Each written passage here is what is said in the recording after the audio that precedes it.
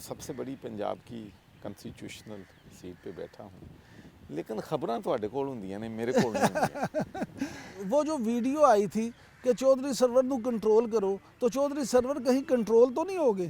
ایک آب پاک اتھارٹی بنانے کے لیے بیوروکریسی نے 15 مہینے ہمارے ضائع کر دیے، جنوں کہندے نا نک نہ لکیراں کڑھانیاں، وہ کڑواتیاں۔ اسٹیبلشمنٹ اور حکومت دراڑ پڑ گئی ہے، ایک پیج پر نہیں رہے۔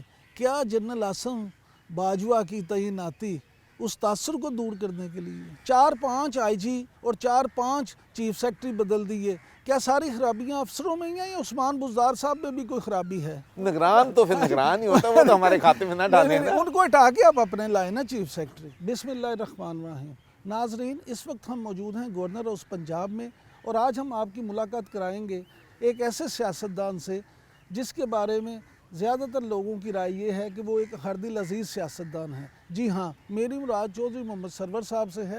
آج ہم ان سے بہت سے موضوعات پہ گفتگو کریں گے۔ اگر آپ کو ہماری یہ ویڈیو پسند آئے تو اس کو لائک کریں، اس کو شیئر کریں، اور ہمارے چینل واقفہ نہال کو سبسکرائب کرنا نہ بھولیے۔ اور ہاں، واقفہ نہال کو جب سبسکرائب کریں تو بیل آئیکن کو آن کرنا نہ بھولیے تاکہ آپ کو ہمارے نوٹیفیکیشن بھی ملتے رہیں۔ شکریہ۔ چودھری صاحب کیسے ہیں آپ؟ خیریت سے ہیں؟ میں بالکل ٹھیک ہوں جی۔ میرا خیال ہے پہلے آپ مجھ سے سوال کریں، میں آپ سے ایک پوچھ لوں جی کہ میں یہاں سب سے بڑی پنجاب کی کنسٹیٹیوشنل سیٹ پہ بیٹھا ہوں، لیکن خبراں تواڈے کول ہوندیاں نے، میرے کول نہیں ہوندیاں۔ چودھری صاحب، خبراں اس تو ہوندیاں نے کہ تسی سیٹ تے بیٹھتے ہو نا تو دوست دور ہو جاندے نے، اسی سیٹ تے نہیں ہوندے تو دوست خبراں دیندے رہندے نے۔ میں زیادہ پیار کردا لوکاں نوں جو سیٹ تے بیٹھا ہوں۔ تسی بالکل پیار کردے ہو، لیکن چودھری صاحب اے گورنر ہاؤس دیاں دیواراں بڑیاں مضبوط نے۔ اتھے تے اب کہہ سکتے ہیں مضبوط ہیں کرونا کی وجہ سے، وگرنہ آپ کو معلوم ہے کہ پچھلے سال اس وقت ماشاءاللہ 3-3 4-4 ہزار لوگ افطاری کے لیے یہاں ہوتے تھے، ڈیلی افطاری ہوتی تھی، اور اب وہ رونقیں جو ہیں وہ کرونا نے غائب کر دی۔ جو سب اسی لیے میں نے کہا، اگر آپ نے سنا ہو تعارف میں، کہ بہت کم سیاستدان ایسے ہوتے ہیں جو ہر دل عزیز ہوتے ہیں، تو آپ پہ یہ اللہ تعالیٰ کی خاص رحمت ہے کہ آپ کا شمار ایسے سیاستدانوں میں ہوتا ہے جو سیاستدان کم، گورنر کم اور دوست زیادہ ہیں۔ تو سب سے پہلے آپ اگر کچھ کہنا چاہیں، کیا کہنا چاہیں گے کرونا کے حوالے سے، اس وبا کے حوالے سے؟ جی، میں تو یہی کہنا چاہوں گا کہ یہ بڑی خطرناک وبا ہے، اور ابھی اللہ نہ کرے، لیکن مجھے لگتا ہے کہ جس طریقے سے بے احتیاطی ہم کر رہے ہیں، اور مشکل وقت اللہ نہ کرے ہم پہ آ جائے، ہمیں محتاط رویے اختیار کرنے پڑیں گے، ہمیں اپنے گھروں پہ رہنا ہوگا، ہمیں احتیاطی تدابیر پہ اگر عمل نہیں کریں گے تو اس کے کنسیکوینسز ہم نے امریکہ میں دیکھے ہیں، ہم نے برطانیہ میں دیکھے ہیں، ہم نے اٹلی میں دیکھے ہیں۔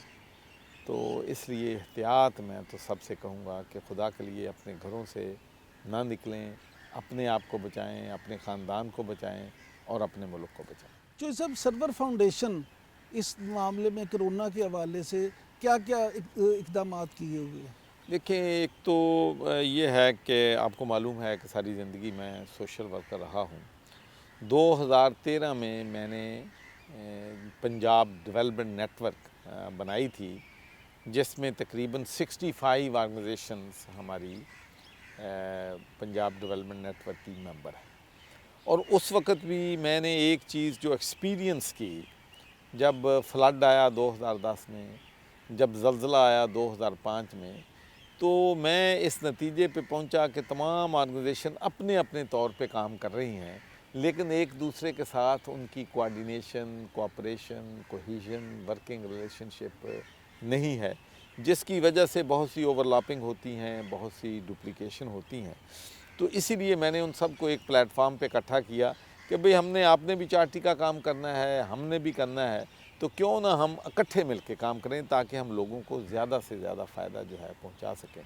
تو اب بھی ماشاءاللہ وہ جو نیٹ ورک میں نے بنایا تھا وہ بہت ہیلپفل ثابت ہوا ہے کہ ہم نے پنجاب ڈیولپمنٹ نیٹ ورک کے جو ہماری لیڈنگ آرگنائزیشنز ہیں، جو ٹاپ 20 ہیں، ان کی ہم نے میٹنگ بلائی، ان سے کہا کہ بھئی مشکل وقت ہے، لوگوں کو ہم نے ہیلپ کرنا ہے، راشن لوگوں کے گھروں میں پہنچانا ہے۔ تو ہم نے جس دن پہلے دن ہم نے ٹارگٹ سیٹ کیا، ہم نے کہا کہ انشاءاللہ 1 lakh ration PDN Punjab development network पहुंचाए। लेकिन अब अल्लाह के फजल व करम से, लोगों के तावन से हमारी जो ऑर्गेनाइजेशन है, हमने तकरीबन 400 जो है 400,000 4 लाख माशाल्लाह राशन हम तकसीम कर चुके हैं, और रमज़ान में इंशाल्लाह 1 लाख राशन जो है हम और तकसीम करेंगे। और सर्वर फाउंडेशन चूँकि अब मैं तो, मेरा न्यूट्रल रोल है और मेरे लिए तमाम 65 ऑर्गेनाइजेशन इक्वली इम्पॉर्टेंट हैं और इक्वली मैं उनको सपोर्ट करता हूँ। लेकिन मैडम परवीन सरवर अब उसको लुक आफ्टर कर रही हैं, और माशाल्लाह उन्होंने भी बहुत बड़ी कंट्रीब्यूशन की है कि तकरीबन 30,000 राशन जो है वो सर्वर फाउंडेशन लोगों में तकसीम कर चुकी है। और उसके अलावा 3 डिवीज़न्स की एक चीज़ मेरे नोटिस में लाई गई थी कि हमारी जो प्रिजन्स हैं उनमें लोगों के पास नहाने का साबन नहीं है, कपड़े धोने का साबन नहीं है, मास्क नहीं है, पैरामेडिक्स के पास सैनिटाइज़र नहीं है। तो ये चीज़ें हमने फिर तमाम NGO से कहा कि भाई एक एक डिवीज़न की प्रिजन्स ले लो, तो माशाल्लाह उसमें भी सर्वर फाउंडेशन ने अपना हिस्सा जो है बड़े भरपूर तरीके से अदा किया, और उन्होंने 3 division, Faisalabad division, Sargodha division और रावलपिंडी डिवीज़न में कैदियों के लिए जो ज़रूरियात की चीज़ें थीं उन तक पहुँचाए। जो इस सब ज़ाती ज़िंदगी में टोबा टेक सिंह से ग्लासगो तक का सफ़र, इस हवाले से क्या कहेंगे? बड़ा लंबा सफ़र है जी। तो मैं तो एक वर्किंग क्लास फैमिली से मेरा ताल्लुक़ था, और मैं फैसलाबाद के नज़दीक एक गांव है, चक नंबर 109 रोडा, साईं दी खुई नाल मशहूर है। वहाँ मैं पैदा हुआ। उसके बाद मेरे पेरेंट्स जो थे, हम मूव हो गए डिस्ट्रिक्ट टोबा टेक सिंह में। तो मैं तो भाई टाटों पे बैठ के पढ़ा था और दरख्तों के नीचे गर्मियों में बैठ के पढ़ते थे। तो फिर अल्लाह ने नसीब लिखा हुआ था बरतानिया का कि मेरी मंगनी वहाँ पर मेरी ताज़ाद बहन से हो गई, और उसके बाद हमारी शादी होगी। और वहाँ पर भी जब मैं गया तो एक किराए के घर में हम रहते थे, मेरी फैमिली। तो अगर आजकल के दौर में हम वहाँ करें तो that will come into over crowded, जो कि ओवर क्राउडेड फैमिली में होगा, क्योंकि मैं भी वहाँ रहता था, मेरा भाई भी था, मेरी वालदा भी थी, वालिद साहब भी थे, मेरी बहन भी थी, और मेरी अपनी जो है वो फैमिली भी थी, बेगम साहबा भी। तो लेकिन उसके बाद अल्लाह ताला ने काम शुरू किया एक दुकान में, फिर मैंने मार्केटें भी लगाईं, फिर मैंने अपना बिज़नेस भी शुरू किया और अल्लाह ने बरकत दी, बिज़नेस में कामयाब किया। फिर मैंने पॉलिटिक्स में गया तो अल्लाह ताला ने वहाँ भी कामयाबी दी। पहले मैं ग्लासगो सिटी काउंसलर बना, फिर मुझे बरतानिया का पहला मुसलमान मेंबर ऑफ पार्लियामेंट बनने का शर्फ हासिल हुआ। और फिर सबसे बड़ी बात यह है कि मैंने कुरान पाक पे हल्फ लिया, और वो कुरान पाक आज भी बरतानिया की पार्लियामेंट में मौजूद है, और अब माशाल्लाह 15 मुसलमान वहाँ मेंबर ऑफ पार्लियामेंट हैं। तो कॉरिडोर्स ऑफ पावर्स में अब पाकिस्तानी और मुसलमान जो हैं एक बहुत अहम रोल जो है वो बरतानिया में अदा कर रहे हैं। तो सब अब 3 दफ़ा वहाँ पे मेंबर पार्लियामेंट मुंतखब हुए और यहाँ पे अब दूसरी दफ़ा गवर्नर बने। पाकिस्तानी और बरतानवी सियासत में क्या फ़र्क देखते हैं? देखें जी, सियासत तो सियासत ही है। अगर आप कहें कि वहाँ ब्रूटल नहीं है, यहाँ ब्रूटल है, सियासत तो हर जगह। देखें, मैंने बिज़नेस भी की है, मुझे बिज़नेस का भी पता है कि कितनी मुश्किलात हैं सियासत में। सियासत हर जगह जो है ना, इसमें पता नहीं चलता कि आज कौन दोस्त है आपका, कल आपके कौन मुखालिफ है, कौन आपकी साइड पे है, कौन नहीं है। लेकिन वहाँ और यहाँ का फ़र्क, एक तो नुमायाँ फ़र्क ये है कि वहाँ पर जितने लोग भी पॉलिटिक्स में आते हैं वो अपने कारोबार जो हैं उनको ठप कर देते हैं। मैं मिसाल के तौर पर 1997 में मेंबर ऑफ पार्लियामेंट बना, तो उसके फ़ौरन बाद मैंने सियासत का जो था उसमें फुल टाइम किया और बिज़नेस से टोटली आउट हो गया। लेकिन यहाँ ये सारी चीज़ें साथ साथ चलती हैं। दूसरा एक मैं समझता हूँ कि जो हमारे लिए चैलेंज है वो ये है कि हमने वहाँ पर जो लोकल गवर्नमेंट का सिस्टम है, बल्दियात का सिस्टम बहुत मजबूत है। वहाँ जितने भी डेवलपमेंट के काम है लोकल गवर्नमेंट करती है, और MNA MPAs हैं, उनका काम लेजिस्लेशन करना है, मुल्क को चलाना है। تو وہاں پر وہ M N A M P A اتنی پاور انجوائے نہیں کرتا ڈیولپمنٹ کے لحاظ سے، دوسرے لحاظ سے جتنی یہاں پر کرتا ہے۔ اور تیسرا یہ ہے کہ وہاں پر اکاؤنٹیبلٹی ہے، وہاں اس ملک میں طاقتور آدمی انصاف جو ہے وہ خرید بھی سکتا ہے، کمزور آدمی کو انصاف نہیں ملتا، لیکن وہاں پر الٹی گنگا ہے۔ وہاں غریب آدمی اگر کوئی غلطی کرتا ہے، کوئی جرم کرتا ہے، قانون توڑتا ہے، وہ تو قانون سے بچ سکتا ہے، اگر طاقتور کرتا ہے وہ پکڑا جاتا ہے تو پھر نہیں بچ سکتا۔ میں آپ کو ایک مثال دیتا ہوں کہ وہاں پر ایک جو تھا ایکسپینسز اسکینڈل چلا تھا، جو ایم پیز تھے وہ جب اپنا خرچہ کلیم کرتے تھے تو اس میں کچھ رسیدیں وغیرہ ایگزاجریٹ کر لیتے تھے، حالانکہ وہ اتنا بڑا مورلی وہ کوئی انلیگل نہیں تھا، کیونکہ صرف اس کی فکس سیلنگ ہوتی ہے کتنے پیسے میں آپ چاہے مکان کرائے پہ لے لیں، چاہے بجلی کا بل دے دیں، چاہے انٹرسٹ گھر کا دے دیں۔ لیکن اس بات کے باوجود کہ وہ مارلی رانگ تھے، 100 ممبر آف پارلیمنٹ کو صرف مورالٹی پہ اگلا الیکشن جو ہے وہ لڑنے سے انہوں نے وڈرا کر لیا۔ 4-5 لوگ جن کا ٹوٹل ملا کے کرپشن 1 لاکھ پاؤنڈ بھی نہیں بنتی تھی، مطلب 1,50,00,000 روپیہ بھی نہیں بنتی تھی، وہ سب پروسیکیوٹ ہوئے ہیں، کنوکٹ ہوئے ہیں، جیلوں میں گئے ہیں، اور ججز نے کہا کہ اگر عام آدمی یہ جرم کرتا تو شاید اس کو معافی مل جاتی، لیکن چونکہ پولیٹیشینز کی طرف دیکھ کے لوگوں نے اپنا کردار بنانا ہے، اس لیے they should be whiter than white, they should be cleaner than clean, تو اس لیے میں وہاں پر یہ ایک بہت واضح فرق جو ہے وہاں۔ یعنی عام الفاظ میں اگر کہا جائے تو وہاں کے سیاستدانوں میں اس طرح کی منافقت نہیں ہے جو یہاں ہے۔ وہاں جھوٹ کم از کم بہت کم بولتے۔ میرا خیال ہے کہ اگر سب سے کوئی برائی وہاں پر سمجھا جاتا ہے نا کسی چیز کو، میرا خیال ہے کہ سب سے بڑی برائی یہ سمجھتی ہے کہ کوئی بندہ کسی کو یہ نہ کہہ دے کہ یو آر اے لائر۔ اور پاکستان میں سیاستدانوں میں سب سے بڑی برائی کیا دیکھتے ہیں؟ دیکھیں جی، اچھے برے تو ہر جگہ موجود ہوتے ہیں، لیکن یہاں پر میں سمجھتا ہوں کہ ایک تو یہ ہے کہ عوام کا ہمیں چاہیے کہ جو لوگ جن کو ہم ریپریزنٹ کر رہے ہیں ان کا جو دکھ ہے، ان کا جو درد ہے، ان کی جو تکلیف ہے، وہ ہم ان کو اپنی تکلیف سمجھیں، اپنا درد سمجھیں۔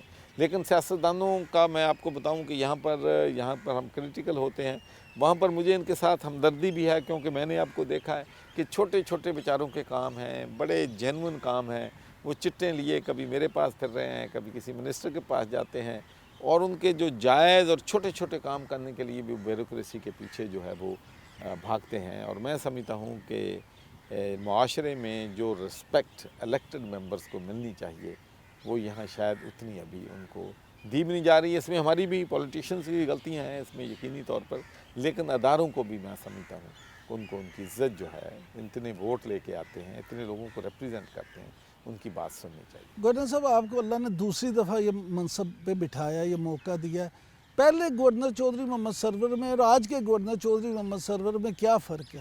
دیکھیں جی، پہلے بھی میرے پاس جو اختیارات تھے وہی آج اختیارات ہیں، پہلے بھی میرا کنسٹیٹیوشن رول تھا، آج بھی میرا کنسٹیٹیوشن رول ہے۔ دو چیزیں ڈیفرنٹ ہیں جو میں سمجھتا ہوں۔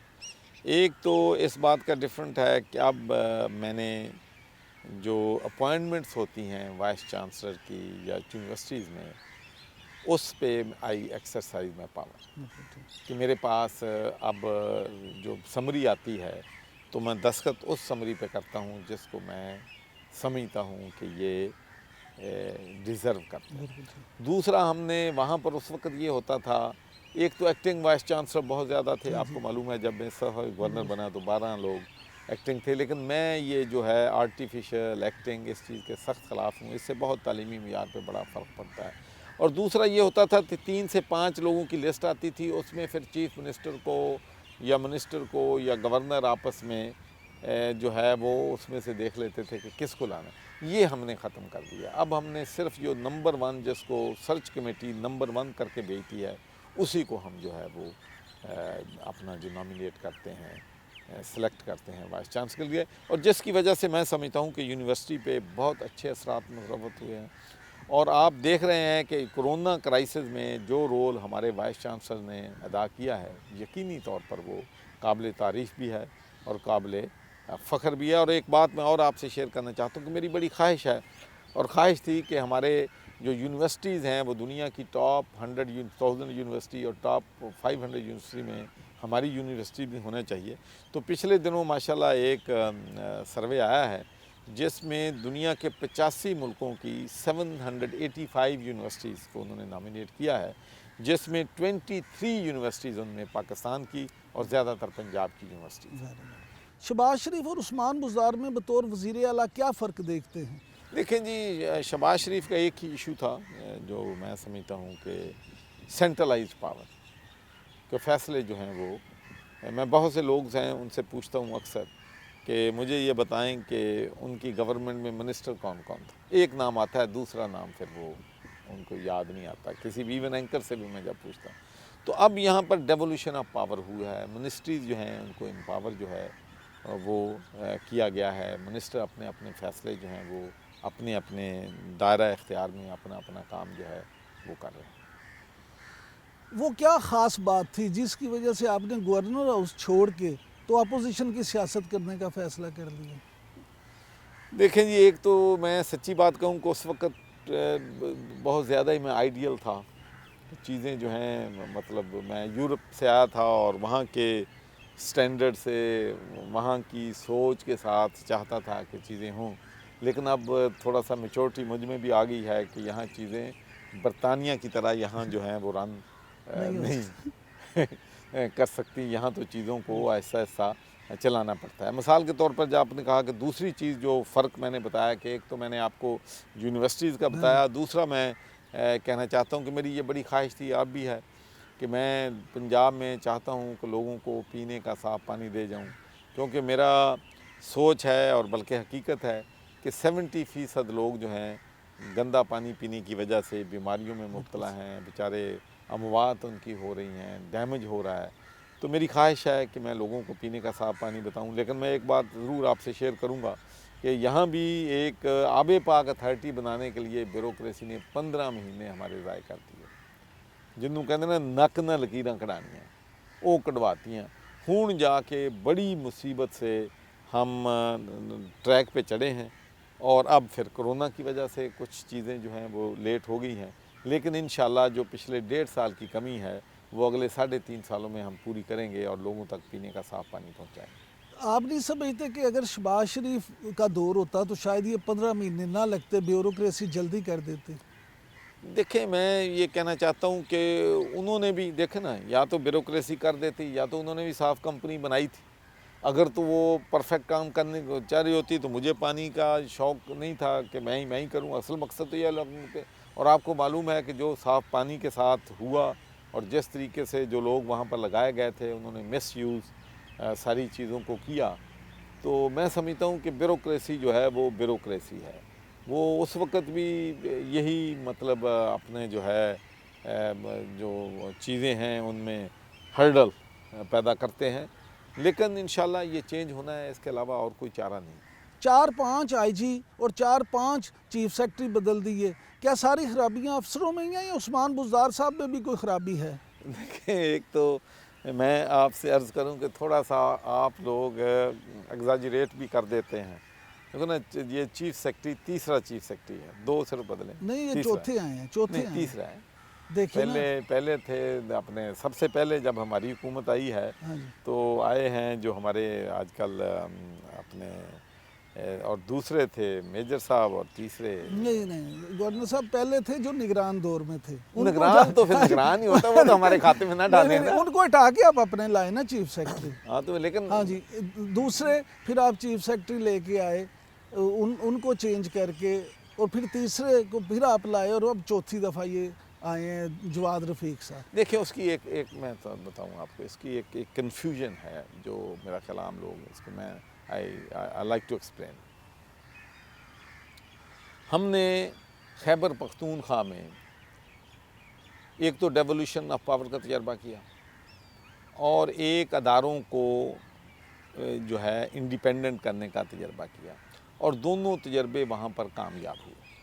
اور میں بھی سچی بات کہتا ہوں کہ میری 2 بڑی وجہ جو پاکستان تحریک انصاف میں جانے کی تھی، ایک ان کا جو لوکل گورنمنٹ سسٹم تھا اور دوسرا جو پولیس ریفارمز وہ لے کے آئے تھے. اور میرا جو ہے پولیس ریفارم پہ میرا بہت زیادہ، چونکہ میرا تعلق بھی پولیس افسروں سے رہا ہے، اور میں یہ بھی سمجھتا ہوں کہ جب تک پولیس ریفارم نہیں ہوتی، جب تک لوگوں کو انصاف نہیں ملتا، کوئی دنیا کا ملک جو ہے وہ ترقی نہیں کرتا، خوشحالی نہیں آتی، پراسپریٹی نہیں آتی۔ تو وہ دونوں تجربے وہاں پر کامیاب۔ لیکن جب یہاں پر ہم ایکسپیریمنٹ کرنے کی کوشش کرتے ہیں تو سٹرائک بیلنس نہیں ہو رہا ہے۔ جب ناصر درانی آئے تو اس وقت بھی کنفیوژن ہو گئی کہ کیا سارے فیصلے بیوروکریسی نے کرنے ہیں یا سارے فیصلے الیکٹڈ لوگوں نے کرنے ہیں۔ تو اب بھی یہی ایک ایکسرسائز ہے، لیکن ہماری ویژن چونکہ بڑی کلیئر ہے، عمران خان کی ویژن بڑی کلیئر ہے کہ ہم ایونچول یہ کرنا چاہتے ہیں کہ ہم اداروں کو امپاور کرنا چاہتے ہیں، ان کو ڈی پولیٹیسائز کرنا چاہتے ہیں، لیکن اس سے کئی دفعہ یہ ہوتا ہے کہ بیوروکریسی سمجھتی ہے کہ اب چونکہ ہم پھر ڈی پولیٹیسائز ہو گئے ہیں، اس لیے اب ان کو بالکل ان کی بات ہی نہ مانی جائے۔ تو ابھی تک وہ بیلنس جو ہے نا، وہ سٹرائک ہونے میں ڈیفیکلٹیز جو ہیں وہ آ رہی ہیں۔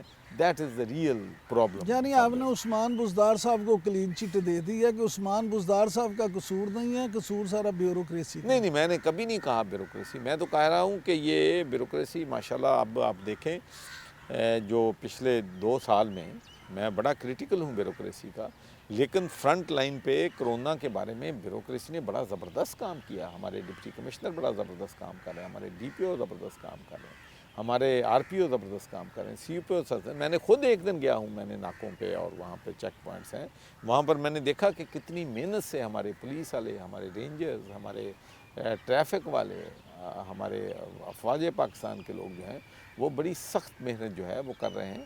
دیکھیں یہ تو ایک بیلنس بنانا پڑتا ہے اور انشاءاللہ یہ بن جائے گا۔ جہانگیر ترین کے ساتھ فاصلے بڑھنے کا فائدہ عمران خان کو ہوگا یا نقصان؟ دیکھیں یہ بڑا مشکل سوال آپ نے کر دیا کہ فائدہ ہوگا یا نقصان۔ دیکھیں عمران خان کا بارے میں ایک بات تو بڑی کلیئر ہے کہ وہ سیاست میں جو ان کی یہ ہے کہ اگر کوئی غلط کام کرتا ہے تو پھر اس کو وہ چھپاتے نہیں ہیں، اور انہوں نے ہم سب کے لیے واضح اس کا میسیج ہے کہ بھئی اگر آپ ٹھیک لائن پہ ہوں تو میری سپورٹ آپ کو حاصل ہے، اگر نہیں ہے تو یہ بھی جہانگیر کا جو ایشو ہے میں سمجھتا ہوں کبھی ٹو ارلی ہے۔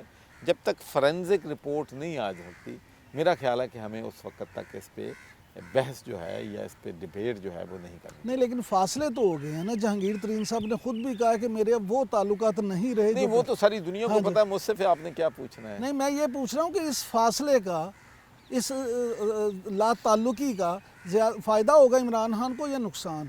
یہ دیکھیں جی میں تو اس بارے میں کوئی کامنٹ نہیں کر سکتا کہ فائدہ ہوگا یا نقصان ہوگا۔ دیکھیں ایک بات تو بڑی کلیئر ہے کہ جو بھی پرائم منسٹر ہوتا ہے، جو لیڈر ہوتا ہے، وہ فیصلے کرتا ہے۔ وہ تو فیصلے جہانگیر ترین تو الیکٹڈ نہیں تھے، وہ تو جو الیکٹڈ لوگ ہیں ان کے بارے میں ان کو پورا اختیار ہے کہ مجھے چاہیں آج گورنر ہوں، کل وہ نہیں چاہتے کہ میں سمجھے کہ میں ان کی جو سوچ کے مطابق میں کام نہیں کر رہا ہوں تو کسی اور کو لا دیں، یہ ان کا استحقاق ہے۔ اسی طرح سے کیبنٹ کے منسٹر جو ہیں ان کا استحقاق۔ تو میں سمجھتا ہوں کہ یہ تو فیصلہ عمران خان کا ہے اور وہ بہتر سمجھتے ہیں کہ ان کے حق میں کیا چیز ہے ان کے، لیکن اصل بات یہ نہیں چیز ہے کہ فائدہ ہے یا نقصان ہے۔ اصل بات یہ ہے کہ میرٹ پہ چیزیں ہونی ہیں اور پرائم منسٹر جو بھی میرٹ پہ فورینزک رپورٹ آئے گی اس کے مطابق ایکٹ کرے۔ آپ کیا سمجھتے ہیں کہ شاہ محمود قریشی اور جو جہانگیر ترین صاحب کے درمیان رفٹ تھی، اب جہانگیر ترین صاحب کے بعد جنوبی پنجاب میں شاہ محمود قریشی کی پوزیشن کو بہتر ہوگی؟ دیکھیں جی لیڈر تو اس پارٹی میں ایک ہی ہے، وہ عمران خان۔ باقی کوئی جائے کوئی آئے، فلاں کی پوزیشن مضبوط ہو جائے، فلاں کی کمزور ہو جائے، تو میرا تو یہی خیال ہے کہ پوزیشن پارٹی میں صرف ایک ہی ہے، وہ عمران خان کی ہے۔ چوئی صاحب ابھی یہ ساری باتیں 18ویں ترمیم کے حوالے سے بھی ہو رہی ہیں، تو آپ کیا سمجھتے ہیں 18ویں ترمیم میں واقعی کیا تبدیلی ایسی ہونی چاہیے؟ دیکھیں جی اس میں بہت سے لوگوں کے اپنے اپنے خیالات ہیں اس بارے میں، لیکن میں سمجھتا ہوں کہ اس میں جو بھی فیصلے ہونے ہیں، جب آئین میں تبدیلی کی بات ہوتی ہے تو دوسری جماعتوں کو کنسنسس اور ڈبیٹ کرنے میں کوئی حرج نہیں۔ ڈبیٹ تو ہونی چاہیے نا، ہر ایشو پہ ڈبیٹ ہونی چاہیے، لیکن جو فیصلے ہوں گے وہ انشاءاللہ اپوزیشن جماعتوں کو اعتماد میں لے کے آئیں۔ کہتے ہیں کہ اپوزیشن جماعتیں جو ہیں خاص طور پہ پیپلز پارٹی اور نون لیگ، وہ تو اس پہ بالکل بھی تیار نہیں ہیں۔ دیکھیں میں عرض کروں، آپ نے پاسٹ میں بھی دیکھا ہے کہ جب کوئی چیز فلوٹ ہوتی ہے تو اس وقت کوئی بندہ بھی تیار نہیں ہوتا، لیکن بعد میں جب ڈبیٹ ہوتی ہے، نیگوشیشنز ہوتی ہیں، تو پھر کچھ چیزیں پازیٹیو نکل آتی ہیں جو اس میں ون ون سچویشن ہوتی ہے، تو وہ چیزیں جو ہیں ہو جاتی ہیں. لیکن اگر وہ اپوزیشن نہیں چاہے گی تو ہمارے پاس کون سی 2/3 میجارٹی ہے، ہم تو کروا ہی نہیں سکتے. چودھری برادران کے بارے میں کیا کہیں گے؟ وہ حکومت کے بھی ساتھی ہیں اور اپوزیشن کے ساتھ بھی رابطوں میں ہیں. پھر وہ ویڈیو بھی جو آئی تھی جس میں انہوں نے شکایت کی تھی کہ چودھری سرور نو کنٹرول کرو، تو چودھری سرور کہیں کنٹرول تو نہیں ہوگے؟ دیکھیں میرا خیال ہے وہ بھی جب آپ پرائیویٹ عمران بات کرتے ہیں نا تو اس میں اس سے بھی بڑی بڑی باتیں ہم کر جاتے ہیں. آپ کو بھی معلوم ہے، مجھے بھی. اور سیاست میں تو یہ ہوتا ہے کہ جب آپ پرائیویٹ ہوتے ہیں تو پھر آپ سوچتے نہیں ہیں کہ پرائیویٹ میں آپ کیا کہہ رہے ہیں. تو میرا تو جہاں تک میرا تعلق ہے، میرا نہ تو چودھری برادران سے کسی قسم کا، دیکھو نا یہ ایک 1.5 سال سے چل رہا ہے کہ جی میری بزدار صاحب سے نہیں بن رہی، جی میری پرویز الہی سے نہیں بن رہی، لیکن کبھی کوئی کسی نے نہیں بتایا کہ کس چیز پہ ہمارا. اس لیے کہ میرا اپنا کنسٹیٹیوشن رول ہے، عثمان بزدار صاحب کا اپنا رول ہے اور اسپیکر صاحب کا اپنا رول ہے، اور ہم تینوں کو پرائم منسٹر عمران خان نے اپوائنٹ کیا ہے.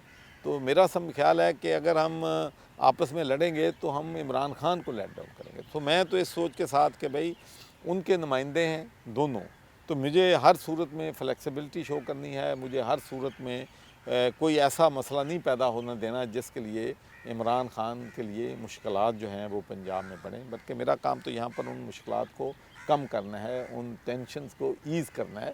تو اب ماشاءاللہ بڑے، اس کے بعد کوئی ویڈیو ٹیپ نہیں ہے. جیسے صاحب آپ بار بار بات کرتے ہیں عمران خان صاحب کی طرف سے اپوائنٹمنٹ کی، آپ کیا سمجھتے ہیں کہ اگر آپ وفاق میں ہی ہوتے، اگر آپ وزیر خارجہ ہوتے یا سینیٹر کے طور پہ کوئی وفاق میں اہم ذمہ داری ہوتی تو آپ پاکستان کے لیے زیادہ بہتر انداز میں خدمات نہ دے سکتے؟ دیکھیں جی، بڑا اہم کوشچن آپ نے اٹھایا ہے. اس وقت بھی یہ ایک ایسی تھی اپوائنٹمنٹ جس پہ لوگ ڈفرینٹ پوائنٹ آف ویو رکھتے تھے.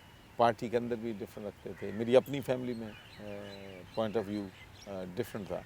لیکن چونکہ وزیر اعظم کا فیصلہ تھا اور پارٹی کا فیصلہ تھا، تو اس لیے میں نے جو بھی فیصلہ تھا اس کو امپلیمنٹ کیا، اور جو بھی مجھ سے ہو سکتا ہے وہ میں کر رہا ہوں. لیکن میں یہ سمجھتا ہوں کہ اللہ کے ہر کام میں بہتری ہوتی ہے. کہ ایک تو مجھے خوشی ہے کہ میں یونیورسٹیز کو کافی حد تک ہم نے جو ہے صحیح لائن پہ لگا دیا ہے. اور میں سمجھتا ہوں کہ اللہ تعالیٰ نے کوئی کام کروانا ہوتا ہے، کسی مقصد ہوتا ہے کسی چیز کا.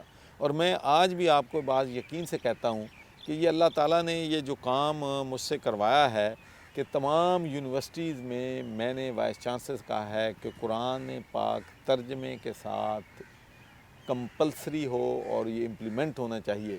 تو شاید میں سمجھتا ہوں کہ یہی ایک ایشو ہے جس سے میرا ذاتی سوچ ہے کہ اس سے ہماری جنریشنز کو، ہمارے بچوں کو قرآن پاک کو ترجمہ پڑھنے سے، ترجمے کے ساتھ پڑھنے سے ایک بڑی اہم رہنمائی ملے گی. اور ہم سب اس بات کو مانتے ہیں کہ قرآن پاک مکمل ضابطہ حیات ہے. لیکن بدقسمتی سے سچی بات یہ ہے کہ جب ہم نماز پڑھتے ہیں تو ہمیں نہیں پتہ کہ ہم کیا پڑھ رہے ہیں. تو ہمارا تو یہ ہے کہ جو ہمیں قرآن پاک پڑھا رہا ہوتا ہے اس کو بھی نہیں پتہ وہ کیا پڑھا رہا ہے، تو جو ہم پڑھ رہے ہیں ہمیں بھی پتہ نہیں ہوتا کہ ہم کیا پڑھ رہے ہیں. تو میں سمجھتا ہوں کہ اس سے ایک بہت ریولوشنری تبدیلی جو ہے انشاءاللہ آئے گی. چوہدری صاحب، کیا اسد عمر نے نعیم اللہ کی جگہ لے لی ہے؟ دیکھیں جی، اسد عمر، میں تو جب سے پارٹی میں آیا ہوں میرے خیالات ان کے بارے میں بہت اچھے ہیں. اور میں یہ بھی دیکھتا ہوں کہ جو ہمارا پارٹی کا ورکر ہے اس میں جو ہے وہ بہت پاپولر ہے ہمارا جو، اور پھر وہ پارٹی کا فیس بھی ہے. تو میں سمجھتا ہوں کہ جب وہ ٹی وی پہ آتے ہیں، دوسری باتیں کرتے ہیں یا پارٹی میں لیڈ کرتے ہیں، تو اس کا پازیٹیو میسج کم از کم پارٹی کے اندر جو ہے وہ ضرور جاتا ہے. نہیں، لیکن میرا سوال پھر یہی ہے کہ کیا انہوں نے نعیم اللہ کی جگہ لے لی ہے؟ دیکھیں جی، نعیم الحق جو تھا وہ تو ایک پارٹی کا بہت بڑا ورکر تھا. ورکر کے ساتھ اس کا رابطہ تھا، ورکر سے وہ پیار کرتا تھا. وہ جو ویکیوم ہے وہ تو اپنی جگہ ابھی بہت ٹائم لگے گا اس کو فل کرنے میں. چوہدری صاحب بہت شکریہ. کوئی اور ایسی بات جو آپ سمجھتے ہوں کہ رہ گئی ہے لیکن آپ کہنا چاہتے ہیں؟ بس جی، میں یہی ایک ہی میں تو میسج ہے کہ یہ مشکل ترین وقت ہے، اس میں ابھی اور مشکل وقت آنا ہے. تو ہم اب صرف اپنے پاکستان کے عوام کا سوچیں، سیاست سے بالا تر ہو کے سوچیں، اور اس مشکل کی گھڑی میں ہم تمام سیاسی جماعتوں کو، مذہبی جماعتوں کو، عوام کو ذمہ داری کا ثبوت دینا چاہیے اور کٹھے مل کے کرونا کا مقابلہ کرنا چاہیے، کیونکہ ایک تو یہ بیماری کی وجہ سے صحت کے ایشوز ہیں، ہیلتھ کے ایشوز ہیں، اور دوسرا سب سے بڑا جو ہے معیشت کا ایشو ہے۔ بڑے بڑے دنیا کے طاقتور ملک یہ کہہ رہے ہیں کہ اس بیماری کی وجہ سے ایک تو نقصان ہوا ہے، لوگ بیمار ہوئے ہیں، ہسپتالوں میں بیڈز کی شارٹیج آئی ہے، ڈاکٹرز کی شارٹیج آئی ہے، میڈیکل اکوپمنٹ کی شارٹیج آئی ہے، اور دوسری بڑی یہ ہے کہ آپ نے اب ہسپتالوں کو بہتر بنانا ہے، صحت کو بہتر بنانا ہے۔ اگر آپ کی اکانومی بہتر پرفارم کرے گی، معیشت بہتر پرفارم کرے گی، تو پھر ہی آپ ان چیزوں پہ، انفراسٹرکچر پہ، دوسری چیزوں پہ انویسٹ کر سکیں گے اور اس ملک سے غربت جو ہے اس کا خاتمہ کر سکیں گے۔ تو یہ بہت مشکل وقت جو سب ہے، ہمیں کٹھے مل کے مقابلہ کرنا ہے۔ آخری $1 ملین کویسچن کہ جو کہا جا رہا تھا اسٹیبلشمنٹ اور حکومت درار پڑ گئی ہے، ایک پیج پر نہیں رہے، کیا جنرل عاصم باجوہ کی تعیناتی اس تاثر کو دور کرنے کے لیے؟ پہلی بات تو یہ ہے کہ یہ تو خبروں تک تھا، میں سمجھتا ہوں کہ میڈیا میں، کہ شاید اسٹیبلشمنٹ میں اور حکومت میں کسی قسم کی رفٹ ہے، لیکن میرا اپنا اس وقت بھی یہ خیال تھا، اب بھی یہ ہے کہ کوئی رفٹ جو ہے وہ نہیں تھی۔ جہاں تک رہی عاصم باجوہ صاحب کی بات، آپ کو پتہ ہے کہ جب وہ DGISPR تھے تو ہی واز ویری افیکٹو، اور اس نے ملٹری کا، آرمی کا ایک جو ہے ان کی امیج بلڈ کرنے کے لیے ان کے رول کو اگنور نہیں کیا جا سکتا۔ تو میں سمجھتا ہوں کہ ان کے پھر میڈیا کے لوگوں سے، آپ لوگوں سے بھی بڑے اچھے تعلقات ہیں، تو شبلی فراز صاحب بہت ہی جو ہیں ڈاؤن ٹو ارتھ پرسن ہیں، کنفرنٹیشن والے آدمی نہیں ہیں۔ تو میرا خیال ہے کہ یہ جو اپوائنٹمنٹس ہیں یہ جو ہیں انشاءاللہ ان دا لانگ رن ہمارے ملک کے لیے، ہماری جماعت کے لیے انشاءاللہ بہتری ہوں۔ چوہدری صاحب بہت شکریہ، آپ نے اتنا ٹائم دیا اور بڑی اچھی گفتگو ہوئی۔ ہم انشاءاللہ مستقبل میں بھی آپ سے آ کے نہ صرف سیکھتے رہیں گے بلکہ لوگوں تک بھی اصل حقائق پہنچاتے رہیں گے۔ بہت شکریہ۔ عمران یعقوب صاحب نے یہ جو واقفان حال بنایا ہے، یہ بہت زبردست میں سمجھتا ہوں کہ کام کر رہا ہے، اور میں تمام دوستوں سے یہ گزارش کروں گا کہ اس کو سبسکرائب کریں اور ان کو اور کامیاب بنانے میں مدد کریں۔ ناظرین، آپ نے چودھری محمد سرور گورنر پنجاب کے ساتھ ہماری یہ ساری گفتگو سنی۔ اگر آپ کو ہماری یہ ویڈیو، ہمارا یہ انٹرویو پسند آیا ہو تو اس کو لائک کریں، اس کو شیئر کریں، اور ہمارے چینل واقفہ نہال کو سبسکرائب کریں، اور ہاں، بیل آئیکن کو آن کرنا نہ بھولیے گا۔ شکریہ۔ پاکستان زندہ باد۔